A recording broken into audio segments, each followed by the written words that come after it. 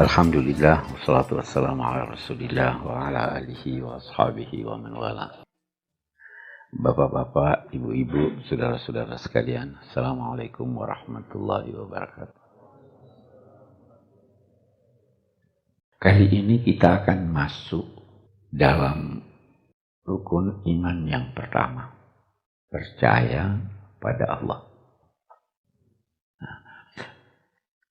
Mengapa ini manusia percaya ada Tuhan? Memang bisa saja ada orang berkata, saya bisa buktikan bahwa tidak ada Tuhan. Memang kita tidak bisa melayani akal dengan akal. Akal yang membuktikan adanya Tuhan, wujudnya Tuhan. Akal orang lain pun yang dia gunakan bisa membuktikan bahwa Tuhan tidak ada. Tetapi coba tanya atau coba perhatikan ketika dia dalam krisis. Kalau sakit anaknya, dia pergi ke dokter. Ya. Kalau tidak sembuh, dia ke dukun dulu. Bukti yang paling kuat tentang wujud Tuhan itu di hati manusia. Itu yang paling kuat. Karena waktu dia krisis, itu kaum musyrik juga begitu. Itu Al-Quran gambarkan itu. Bahwa apa? Kalau mereka sudah di laut, ombak membahana dan sebagainya, ketika itu dia tinggalkan semua sembahannya, dia hanya ingat Tuhan. Nah, saya jelaskan sedikit tentang makna Qul huwallahu ahad. Apa itu ahad? Kata ahad berakar dari kata wahdah. Kata ahad yang berakar dari kata wahdah ini serupa dengan kata wahid. Wahid, satu. Tetapi kata ahad berbeda dengan kata wahid. Berbeda dengan kata wahid. Jangan artikan Qul huwallahu ahad, Allah itu satu. Kenapa? Mari kita lihat dulu. Kalau saya berkata begini, satu, bisa tidak terbayang nol? Bisa. Bisa tidak ada penambahannya jadi dua? Kalau saya berkata satu-satunya, bisa tidak terbayang nol? Bisa tidak terbayang dua? Tidak bisa. Ahad itu satu-satunya yang kita terjemahkan dalam bahasa Indonesia Esa. Menarik untuk kita ketahui bahwa kata ahad itu bisa berfungsi sebagai nama, bisa berfungsi sebagai sifat. Kalau saya berkata begini, Yaumul Ahad, hari Ahad. Ahad di situ sifat atau nama? Nama. Kalau Allahu Ahad, dia jadi sifat. Jadi sifatnya itu ahad. Apa yang berkaitan dengannya semua satu-satunya. Tidak ada duanya. Dan sekaligus tidak bisa tidak ada. Nah itu. Qul huwallahu ahad. Memang Al-Quran juga menyatakan wahid. Ya kan? Ada. Wa ilahukum ilahun wahid. Wahid di situ maksudnya adalah sifat-sifatnya plus zatnya. Kalau saya berkata bahwa ahad itu hanya menunjuk yang satu-satunya. Kalau saya berkata wahid, maka di situ menunjuk sifat-sifatnya, menunjuk zatnya. Ahad, dia Maha Esa. Allah Maha Esa kan? Kita lihat, Allah Maha Esa. Ada sifatnya atau tidak? Ada. Saya tanya lebih teliti lagi. Allah melihat, ya. Allah mendengar. Dia mendengar dengan pendengaran. Nah, dia melihat dengan penglihatan. Kan ada basir, maha melihat. Ada faham yang menyatakan kalau Anda berkata Tuhan punya sifat, banyak sifatnya, maka itu berarti banyak Tuhan. Tuh, paham Mu'tazilah itu. Tuhan itu mendekat dengan zatnya. Ada lagi yang berkata Tuhan punya mata. Nah, ada matanya atau tidak? Nah, ini paham salaf. Ada yang berkata Tuhan punya mata, tetapi bukan seperti mata makhluk. Oke. Jadi saya kembali berkata bahwa populer dalam pandangan kelompok Asy'ariyah bahwa Tuhan punya sifat-sifat yang berbeda dengan zatnya. Ada zatnya, ada sifatnya. Kita kembali. Allah Maha Esa. Yang pertama, Esa dalam zatnya. Tidak ada yang sama dengan zat Tuhan. Dan zat Tuhan itu tidak dari bahagian-bahagian. Saya ambil contoh. Jam tangan satu. Ya. Ada bagian-bagiannya enggak? Ya. Tuhan katakanlah dalam 2 tanda petik satu. Ada bagian-bagiannya atau tidak? Tidak ada. Jam tangan yang satu ini ada rantai, ada kacanya, ada jarumnya, ada ini. Bisa enggak dia jadi jam tangan kalau tidak ada jarumnya? Kalau begitu dia butuh jarum. Kita berkata Tuhan itu Esa dalam zatnya, lantas ada oknum-oknumnya, ada bahagian-bahagiannya, itu berarti Tuhan butuh. Ya kan? Jadi kita percaya bahwa dia tidak terdiri dari bagian. Dia Maha Esa dalam zatnya. Bagaimana itu? Di situ kita nggak tahu tuh bagaimana. Gimana mau dibayangkan itu? Anda cari, gambarkan itu, tidak akan ketemu. Mengherankan. Itu satu. Yang kedua, dia Esa dalam sifatnya. Tidak ada yang sama dengan sifat Allah. Bisa jadi ada sesuatu yang sifatnya memiliki nama yang sama dengan nama sifat Allah, tapi substansinya berbeda. Saya beri contoh. Rasulullah itu rahim atau bukan? Rahim, ya kan? Allah sama enggak rahmatnya Rasulullah dengan rahmat Tuhan? Jadi walaupun penamaan dari sifat itu sama, tetapi substansinya berbeda. Maha Esa dalam sifat-sifatnya. Itu Tuhan. Yang ketiga, ketika Allah berfirman, Ahad. Esa dalam perbuatannya.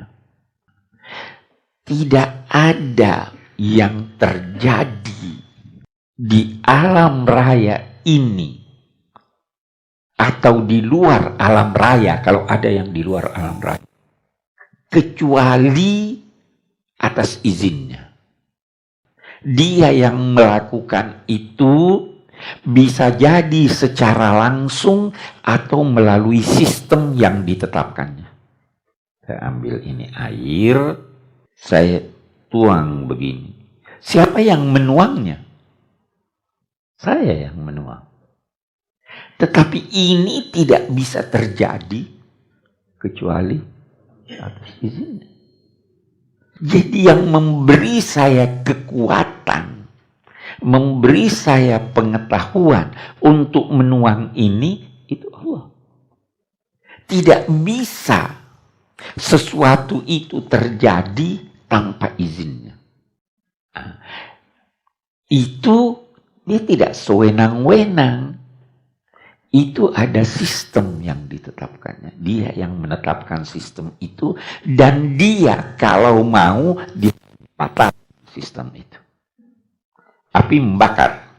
Kalau dia mau tidak membakar. Dia Maha Esa dalam perbuatannya. Kita hanya diberi olehnya kekuatan, kemampuan. Kalau mau contoh yang mungkin paling konkret itu, kita mau makan, sudah ada makanannya, kita masukkan ke mulut, bisa dimuntahkan enggak? Anda mau makan, kok muntah? Harus percaya seperti itu. Nah, kita kembali. Antuk minabillah. Percaya pada Allah. Ini rinciannya nih. Sudah 3 ya. Ada yang keempat. Karena dia satu-satunya. Dia Maha Esa. Dalam zatnya. Dalam perbuatan. Sebelum sampai ke sana, saya mau beri ilustrasi lagi. Anda taat pada sesuatu itu. Sebabnya apa? Kenapa taat? Kenapa misalnya seorang anak disuruh oleh orang tuanya lakukan ini, lantas dia patuh. Kenapa dia patuh? Bisa jadi karena dia cinta, karena takut. Nah, kalau takut itu, apakah ketakutan itu ada sebabnya atau tidak? Pasti ada sebabnya. Saya tidak mampu menghadapi dia. Karena itu dalam hidup ini, orang yang lemah secara sadar atau tidak harus patuh kepada yang lebih kuat dari dia. Itu hukum alam kan begitu. Posisinya, dia itu, saya butuh ini, ada pada dia. Saya dalam posisi lemah, saya patuh. Nah, kalau Anda percaya bahwa dia yang satu-satunya, dia yang memiliki sifat yang tidak bisa dimiliki oleh siapapun, dia yang menguasai alam raya ini termasuk diri Anda, Anda wajar patuh atau tidak? Patuh, bagus, sudah patuh. Anda wajar patuh sama dia dan sama yang lain atau tidak? La ta'ata li makhluqin fi maksiatil khaliq. Tidak boleh taat kepada satu makhluk kalau ketaatan itu bertentangan dengan ketaatan kepada Allah. Ya kan begitu? Nah, ini kita lihat sekarang. Kalau begitu, kepercayaan kita tentang keesaan Allah yang 3 tadi mengharuskan kita patuh hanya pada Dia. Hanya pada Dia. Ibadah itu hanya untuk Allah. Begitu Anda beribadah untuk Allah dan untuk yang lain, dia katakan saya nggak mau. Jadi keesaan dalam kepatuhan, keesaan dalam beribadah kepada Allah. Itu ahad. Kita selesaikan sedikit lagi. Qul huwallahu ahad, Allahus samad. Samad itu apa artinya? Samad itu artinya padat. Sangat padat sehingga berpori-pori pun tidak. Kalau sesuatu itu tidak berpori-pori, bisa tidak ada sesuatu yang dalamnya? Bisa tidak ada sesuatu yang keluar darinya? Allahus samad. Dia tidak makan, tidak minum, tidak berkeringat. Itu satu arti samad. Arti samad yang kedua itu yang populer. Samad itu dalam bahasa berarti tokoh yang diandalkan.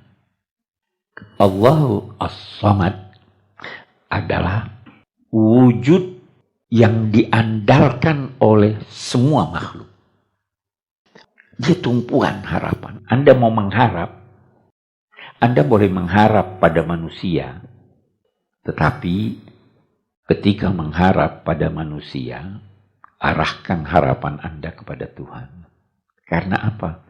Boleh jadi manusianya, banyak kemungkinan nih, saya mengharap si A bantu saya. Boleh jadi dia tidak mau. Ya.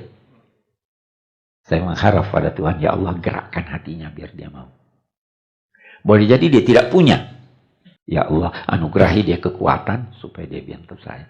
Jadi pada akhirnya semua Allahus Samad. Begitu Anda mengharap pada orang lain tanpa mengingat Tuhan, harapan Anda belum tentu terkabul. Itu yang dimaksud Allahu As-Samad. Baru dia katakan lam yalid wa lam yulad. Kenapa dia tidak beranak? Karena anak itu naluri manusia menginginkan anak antara lain supaya namanya kekal berkelanjutan dan anaknya bisa bantu dia. Apa Allah perlu dibantu? Lam yalid sekaligus lam yulad. Tidak beranak dan tidak diperanakkan. Baru akhirnya itu walam yakul lahu kufuwan ahad. Kufuwan itu artinya setara. Tidak ada yang setara dengan dia. Apa maknanya setara ini? Ada ulama yang mengartikan kufuwan itu artinya istri. Karena pasangan hidup Anda itu harus setara dengan Anda. Jadi itu sama katanya, Allah itu tidak punya istri, tidak punya juga anak. Ayat itu katanya menafsirkan lam yalid walam yulad walam yakun lahu kufuwan ahad. Ada lagi yang berkata tidak ada yang sama dengannya. Tidak ada yang sama dalam kenyataan wujud atau dalam imajinasi Anda. Tidak sama, tidak ada samanya walaupun dalam imajinasi Anda. Imajinasi itu bisa tidak ada wujudnya. Itu saya beri contoh. Itu ada enggak kuda terbang? Ada kuda terbang atau tidak? Gatot kaca ada enggak? Tidak ada ya. Kenapa takut bilang tidak ada? Tidak ada. Tapi manusia ingin menggambarkan ada sosok Superman. Ya kan? Jadi dia buat imajinasi. Wujudnya tidak ada, hanya ada dalam khayalan. Ketika Allah berfirman, tidak ada samanya, maka tidak ada samanya dalam kenyataan atau dalam imajinasi Anda. Begitu Anda berimajinasi Tuhan seperti ini, yakinlah bahwa Tuhan tidak seperti itu. Walaupun dalam imajinasi. Nah, kembali lagi, kalau begitu hakikatnya kita tidak bisa ketahui. Karena tidak ada samanya. Tapi ya, rukun imannya yang pertama ini, Anda harus percaya bahwa dia wujud. Tapi bagaimana dia? Wallahu a'lam. Itu sebabnya Imam Ghazali berkata, kita itu harus mensucikan Allah dari sifat-sifat kesempurnaan yang kita berikan pada Allah. Kita harus mensucikan Allah dari sifat kesempurnaan yang kita berikan pada Allah. Karena sifat kesempurnaan yang kita berikan pada Allah itu belum begitu Allah. Saya beri contoh lagi. Ada satu anak datang pada ayahnya. Ayah, saya dapat permen banyak sekali. Oke. Dapat permen banyak sekali. Buat ukuran anak, boleh jadi itu 20 ya. Kalau menurut ukuran Anda 20 itu banyak atau tidak? Masih sedikit dong. Sekarung baru banyak. Ya. Kalau pabrik permen, sekarung belum banyak, ya kan? Jadi kita manusia ini betapapun kita sudah memberikan pada Allah sifat yang sesempurna mungkin menurut ukuran kita, itu bandingannya masih sama dengan anak yang menyatakan bahwa itu banyak. Jadi kata Imam Ghazali, kita puji Allah. Kita katakan dia maha kaya, dia maha ini. Anda bayangkan kekayaannya, betapapun banyaknya kekayaan Allah yang terbayang dalam benak Anda, itu masih bukan itu.